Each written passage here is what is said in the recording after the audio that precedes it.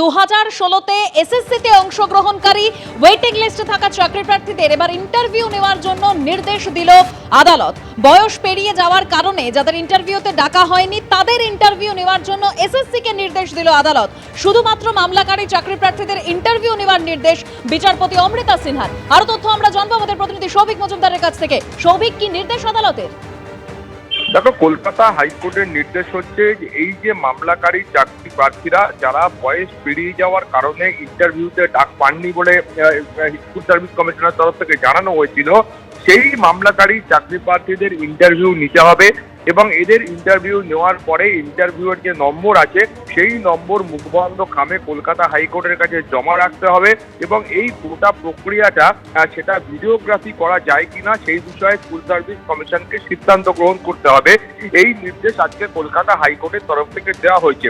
তুমি জানো যে 2016 যখন এই যে প্যানেল ছিল সেটা বাতিল করা হয়, আবারও নিয়োগ প্রক্রিয়া শুরু করার জন্য কলকাতা হাইকোর্ট এবং সুপ্রিম কোর্টের তরফে নির্দেশ দেওয়া হয়।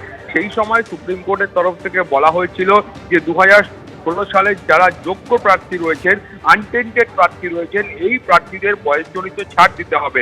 এখন যারা কলকাতা হাইকোর্টে এসছেন তাদের বক্তব্য হলো তাদেরকে এর আগে তারা যখন ফর্ম ফিল আপ করা হয় সেই ফর্ম পূরণের পর্যায়ে তারা অতিক্রম করেছেন, তারপর যে লিখিত পরীক্ষা হয়েছিল তারা সেই লিখিত পরীক্ষাতে অংশগ্রহণ করেছে, এমনকি ডকুমেন্ট ভেরিফিকেশনের যে স্টেজ ছিল সেই পর্যায়টা পর্যন্ত তারা পেরিয়ে এসছেন, অর্থাৎ এই প্রার্থীদের ডকুমেন্ট ভেরিফিকেশন পর্যন্ত হয়েছে।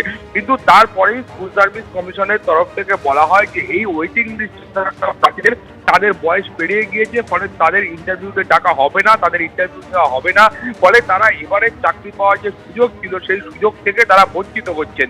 ফলে তারা কলকাতা হাইকোর্টে এসে বলেন যে সুপ্রিম কোর্টের নির্দেশে বলা হয়েছিল যে যোগ্য প্রার্থীদের তাদের কিন্তু বয়সজনিত ছাড় দিতে হবে এবং স্কুল সার্ভিস কমিশন কিন্তু সেই নির্দেশ মানছে না। ফলে তার প্রেক্ষিতেই আজকে কলকাতা হাইকোর্টের তরফে এই নির্দেশ। আরো একবার তোমাকে বলবো যে এই 2016 ওয়েটিং লিস্টে থাকা যারা মামলা করছেন সেই মামলাকারী চাকরি প্রার্থীদের ইন্টারভিউ নিতে হবে এবং ইন্টারভিউতে প্রাপ্ত নম্বর মুখবন্ধ খামে কলকাতা হাইকোর্টের কাছে জমা দিতে হবে এবং এই গোটা ইন্টারভিউয়ের প্রক্রিয়াটা ভিডিওগ্রাফি করা যায় কিনা সেই বিষয়ে স্কুল সার্ভিস কমিশনকে সিদ্ধান্ত গ্রহণ করতে হবে এবং সে বিষয়ে আদালতকেও অবগত করতে হবে এবং পরবর্তী বিচার প্রক্রিয়া যখন আবারও হবে পরবর্তী দিন, সেই সময় কিন্তু অন্যান্য যা প্রয়োজনীয় নির্দেশ আছে সেটাও কলকাতা হাইকোর্ট দেবে।